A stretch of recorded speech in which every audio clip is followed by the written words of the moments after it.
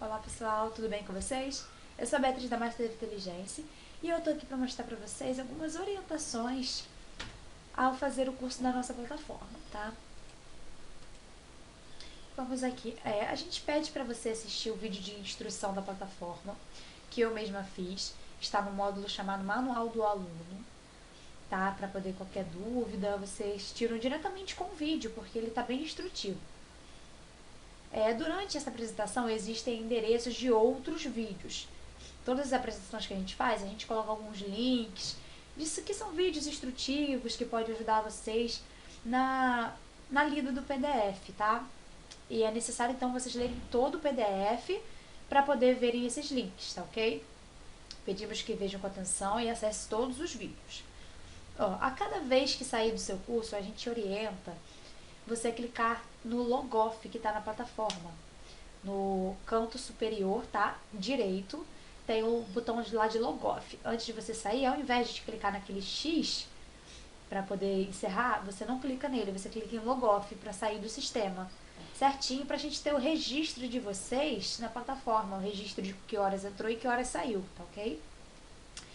E atenção também no fim do treinamento, se existe alguma tarefa ou não. Se não tem tarefa, só finalizar e solicitar seu certificado. Se tiver alguma tarefa, a gente pede que vocês vejam a tarefa direitinho, tirem as dúvidas e enviem para nós para ser corrigidas. Tá ok? Obrigada.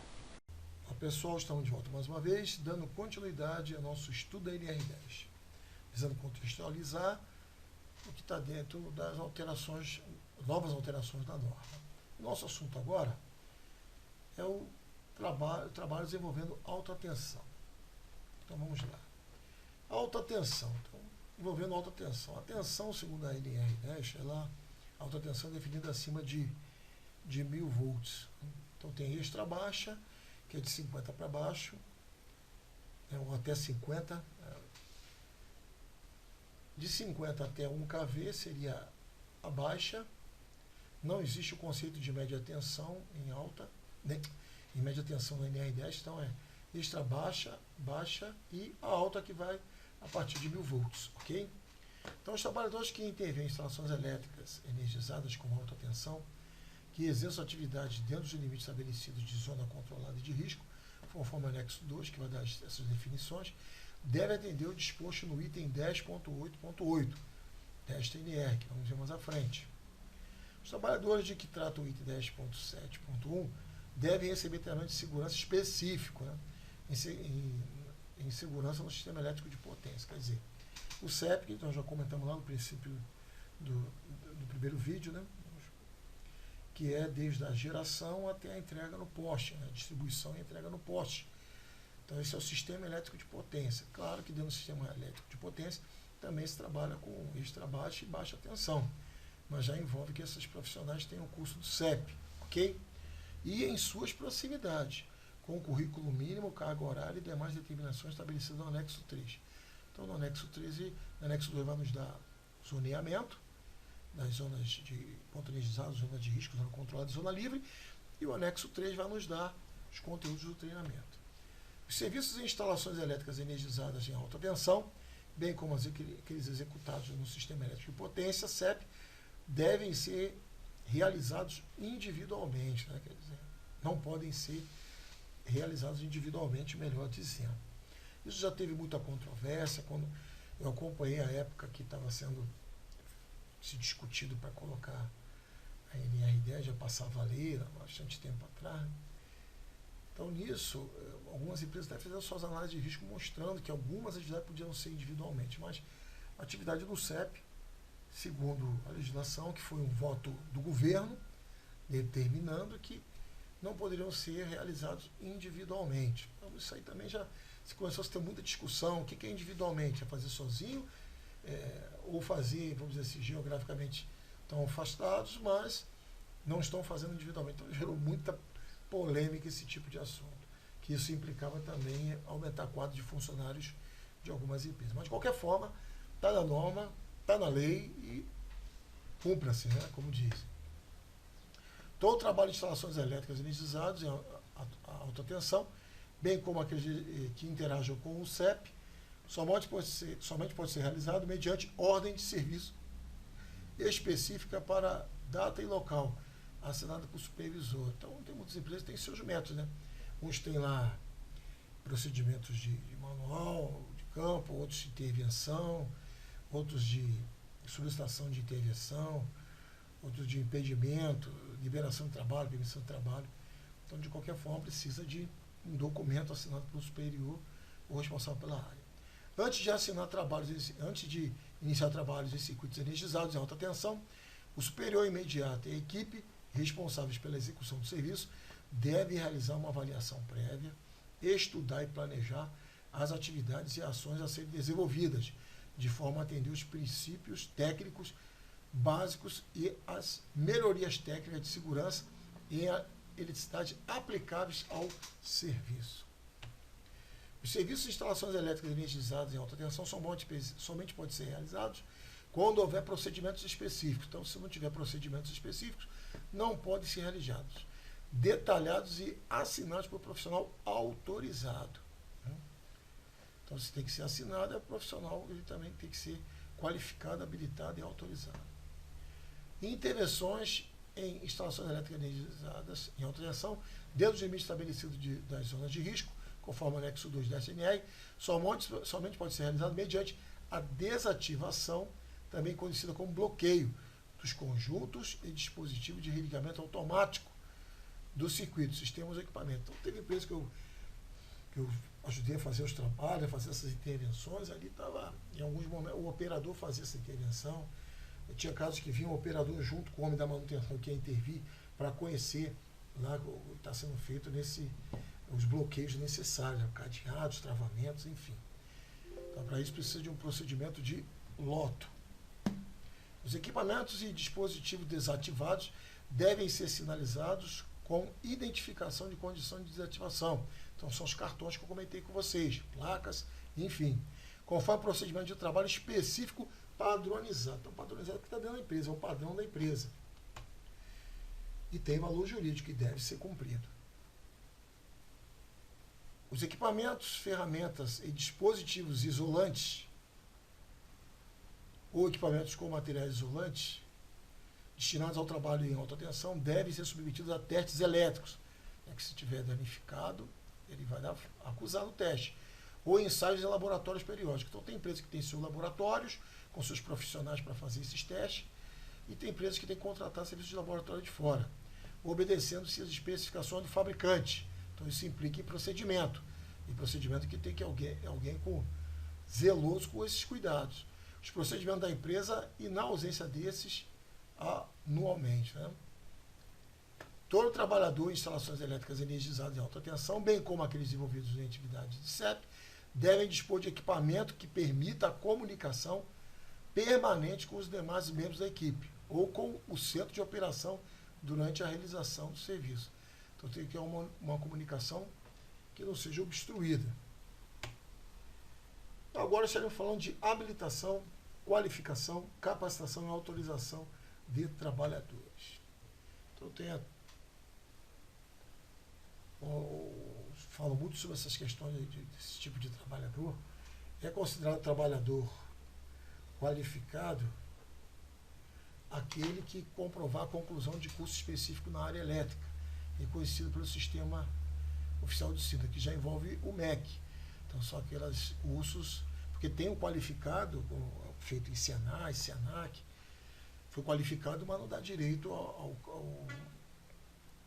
não dá direito a ser diplomado, vamos dizer assim, porque ele não foi feito dentro dos padrões do MEC. Mas é um qualificado, que não é reconhecido pelo Sistema Oficial de Ensino, que é o MEC.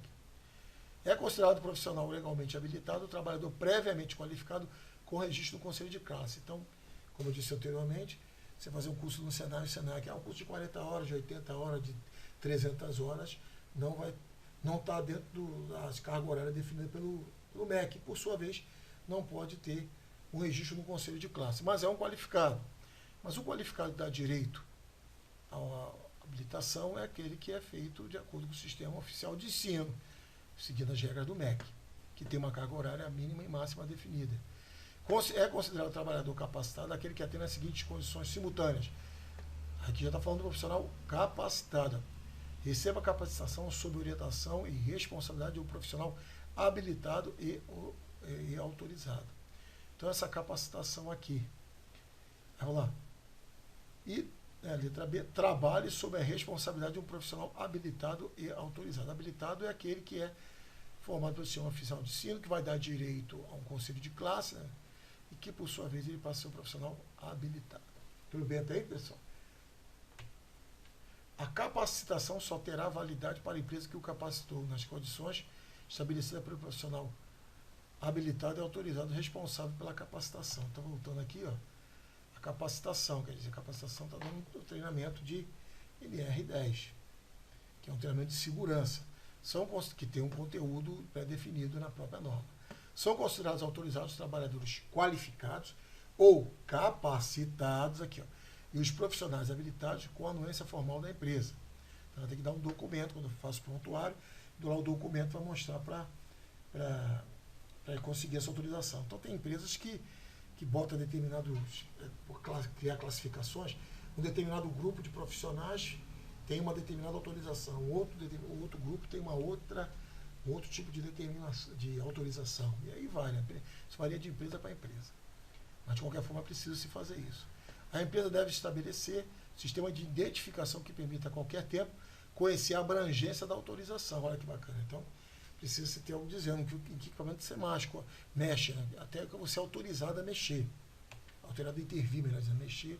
Foi uma palavra muito inadequada, né? Mas você pode intervir. Os trabalhadores autorizados a trabalhar em instalações elétricas devem ter essa condição consignada no sistema de registro do empregado na empresa. Os trabalhadores autorizados a intervir em instalações elétricas devem ser submetidos a exame de saúde compatível com essas atividades a serem desenvolvidas, realizado em conformidade com a NR7 e registrado em seu prontuário médico. Então, dentro de um prontuário, a gente também fala do PCMSO. Os trabalhadores autorizados a intervir em instalações elétricas devem possuir treinamento específico sobre os riscos decorrentes do emprego da energia elétrica e as principais medidas de prevenção de acidentes em instalações elétricas, de acordo com o estabelecido no anexo 3, que é o que fala dos conteúdos, tanto para o curso básico quanto o curso complementar, que também é conhecido como CEP.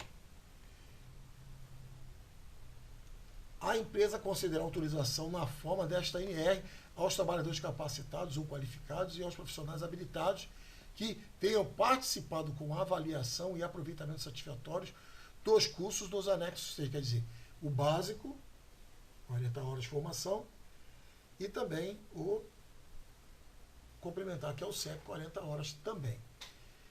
Deve ser realizado, então, a capacitação, a hora que for capacitado nessa questão, nesse quesito.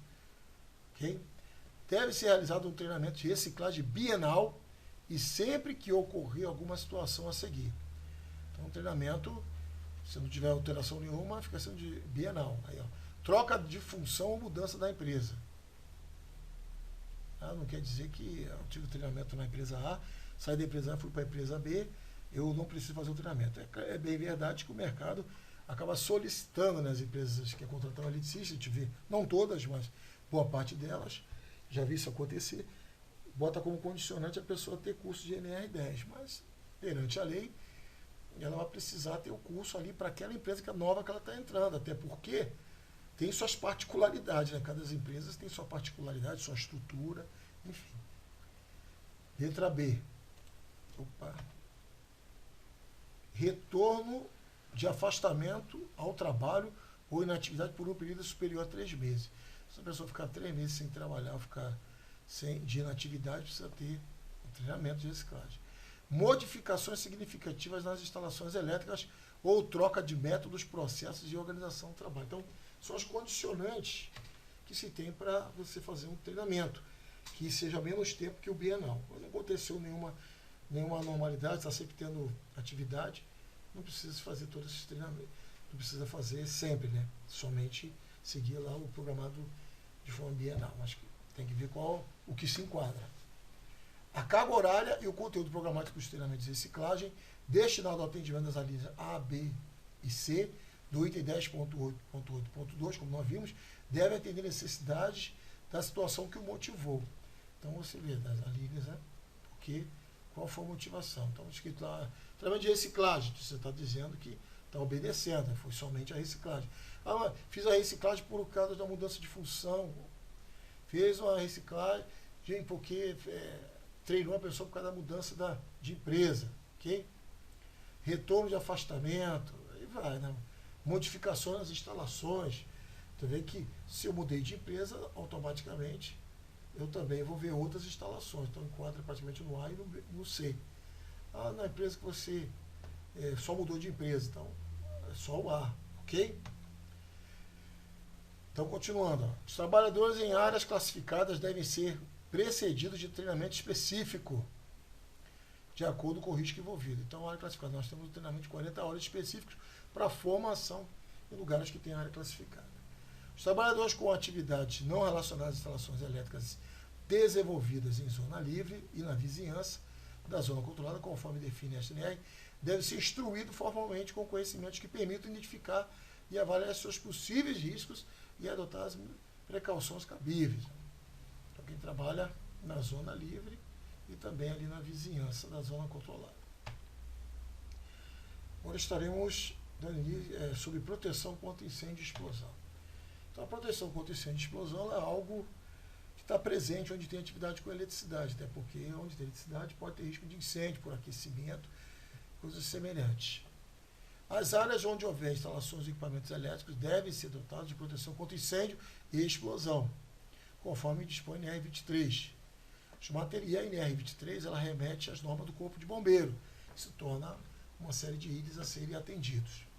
Os materiais, peças, dispositivos, equipamentos e sistemas destinados à aplicação em instalações elétricas de ambientes com atmosferas potencialmente explosivas devem ser avaliados quanto à sua conformidade no Sistema Brasileiro de Certificação. Os processos ou equipamentos suscetíveis de gerar ou acumular eletricidade estática devem dispor de proteção específica e dispositivo de descarga elétrica, ok? Então, isso envolve projeto também. Nas instalações elétricas de áreas classificadas ou sujeitas a risco acentuado de incêndio ou explosão, são duas coisas diferentes, né? Você tem condições normais de trabalho, fazer a classificação de área. Mas pode ter um lugar que não é uma área classificada, mas em caso de uma emergência, né, aí já pode ter risco de incêndio ou explosão. Já é fora da condição normal. Devem ser adotados dispositivos de proteção, como alarme e seccionamento automático, para sobretensões, sobrecorrentes, falha de isolamento, aquecimentos e outras condições anormais de trabalho. Então, para isso, precisa fazer aquecimentos, fazer termografias em equipamentos. Então, tem muita tecnologia a esse respeito para ver se algum ponto de um painel, um equipamento está aquecendo. Então, se envolve a manutenção elétrica. Serviços de instalações elétricas nas áreas classificadas somente poderão ser realizados mediante permissão de trabalho, com liberação formalizada. Então, a permissão de trabalho, já citei anteriormente, tem ordem de serviço, tem empresas que chamam de diversos outros tipos de nome, mas a maioria das empresas que eu trabalhei na área elétrica, principalmente que tem alta tensão e até baixa tensão, tem lá processo de permissão de trabalho com liberação formalizada envolvendo diversos órgãos. Tem empresas que tem que ir até além, tem que solicitar órgãos como a OMS, né, ou despachos, para liberar certos tipos de ter liberação para determinados tipos de intervenção. Tudo bem até aí? Então, agora nós estamos falando de sinalização de segurança. Então, a sinalização também é algo muito importante e é preciso estar procedimentado, dever de casa do órgão de segurança do trabalho, montar esses procedimentos. Existem sinalizações específicas para a elétrica. Sinalização é uma palavra simples, mas ela tem uma abrangência muito grande. Até porque tem sinalização do Código Brasileiro de Trânsito Brasileiro, você tem sinalização para área classificada, sinalização que envolve inflamáveis, explosivos em diversas áreas, sinalização de segurança, sinalização de equipamentos, que muitas vezes o órgão de manutenção tem que fazer essa parte, sinalizações técnicas, como o caso do equipamento voltar à parte técnica, sinalização de conscientização, sinalização de atenção, de advertência, de perigo. Então tem sinalização de um monte de tipo e implica em ter estudo de colorimetria, tabela Mursell, contraste, tipo de letra, proporção da placa. Então, é preciso ter um procedimento elaborado pelo órgão de segurança. Tabela Mercer também na tonalidade da cor. E tem normas que falam isso, sinalização para tubulação. Então, tem um curso de sinalização aqui bem abrangente, sinalização do diagrama de Raman, sinalização da NFPA. Então, tem muita sinalização que você pode e deve utilizar. Então, tem identificação de circuitos elétricos, travamento e bloqueios de dispositivos e sistemas de manobra e comandos, restrição e impedimentos de acesso, delimitação de áreas. Então, isso aqui, normalmente hoje tem se usado, não se usava muito no passado, era fita zebrada. Está lá na subestação, ou dentro de fazer um trabalho no painel, botar fita zebrada. Eu sabia que estava tendo um serviço, mas só quem sabia se era no equipamento energizado ou desenergizado, muitas das vezes, era o próprio executante e o operador do local, se houvesse. Mas hoje você tem, muitos lugares que eu passo para dar treinamento, eu falo da fita, tipo assim, tu olhou uma área dentro de uma subestação, num painel, está lá de laranja, tu já sabe que é uma área que está, um equipamento que está desenergizado, ou uma área está delimitada e ali está desenergizado. E se tiver com amarelo limão, está tendo uma intervenção, mas está uma área energizada, ok? Então, sinalização de área de circulação de pessoas, de via pública, no trabalho em via pública, de veículos de movimentação de cargas, sinalização de impedimento de higienização, identificação de equipamento, circuito impedido. Então, tudo isso tem que ser orientado, ser mostrado para que a empresa conheça. Então, procedimento de trabalho. Então, os serviços e instalações elétricas devem ser planejados e realizados em conformidade com os procedimentos de trabalho específicos. Então, é preciso se ter procedimento. Quando não se tem procedimento, já sabe que cada um faz do seu jeito. E isso não está conforme a legislação. Se der um problema, a empresa é responsabilizada. Mas se a empresa tiver os procedimentos e o trabalhador queimar etapas ou simplesmente não considerar o procedimento, ele é responsabilizado no âmbito técnico, civil e criminal. Ok, pessoal? Então é importante saber o tamanho do problema e o grau de responsabilidade que temos.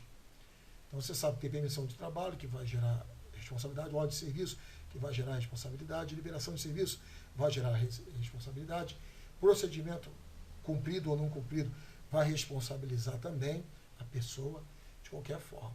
E por tudo isso está assinado por profissional habilitado, com descrição detalhada de cada tarefa, passo a passo, assinado profissional que atenda ao que estabelece o item 10.8, que nós vimos que é um profissional qualificado, habilitado, capacitado e autorizado. Os serviços e instalações elétricas devem ser precedidos de ordens de serviço específicas, aprovados pelo trabalhador autorizado, contendo no mínimo o tipo, a data, o local, as referências aos procedimentos de trabalho a serem adotados. Então, ou seja, os documentos têm que estar sistematizados, se falando, e no próprio ordem de serviço, elas vão estar o quê? Se comunicando. Os procedimentos de trabalho devem conter, no mínimo, objetivo, aí tem a construção do procedimento, campo de aplicação, base técnica, competência e responsabilidade, que pode ser um conjunto grande de pessoas sendo responsáveis, disposições gerais, medidas de controle e orientações finais. Os procedimentos de trabalho, o treinamento de segurança e saúde e a autorização de que trata o item 10.8, que vamos ver à frente, devem ter a participação em todo o processo de desenvolvimento do serviço especializado de segurança e medicina do trabalho. Quer dizer, onde tiver pessoal de segurança do trabalho precisar participar, é necessário estar participando de todo o processo de desenvolvimento. A autorização referida no item 10.8 deve atender em conformidade com o treinamento ministrado, previsto no anexo 3 desta NR. Toda equipe deverá ter um de seus trabalhadores indicado e em condições de exercer supervisão e condução dos trabalhos. Então, envolve ter procedimento de análise preliminar de risco, que envolve também pessoas que têm ali itens voltados, deve-se ter itens voltados para supervisão e também liderança, treinamento de liderança, que a gente só supervisiona o que vê. Então, essa é uma questão importante. Toda equipe deverá ter um trabalhador indicado e em condições de exercer a supervisão e condução do trabalhador. Então, já vi profissionais qualificados, habilitado, capacitado, autorizado, com experiência de longo tempo.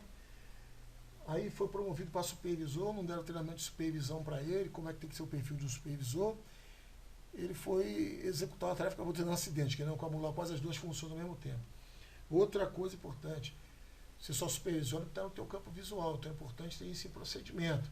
Então tem muitos que às vezes tem um monte de frente de serviço no nome de uma pessoa só como supervisor. Só que na verdade ele só está supervisionando aquilo que está debaixo do seu campo visual. Num eventual processo isso pode ser questionado.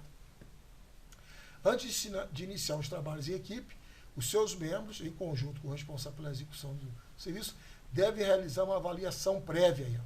Quer dizer, mas tem que dar junto com a equipe.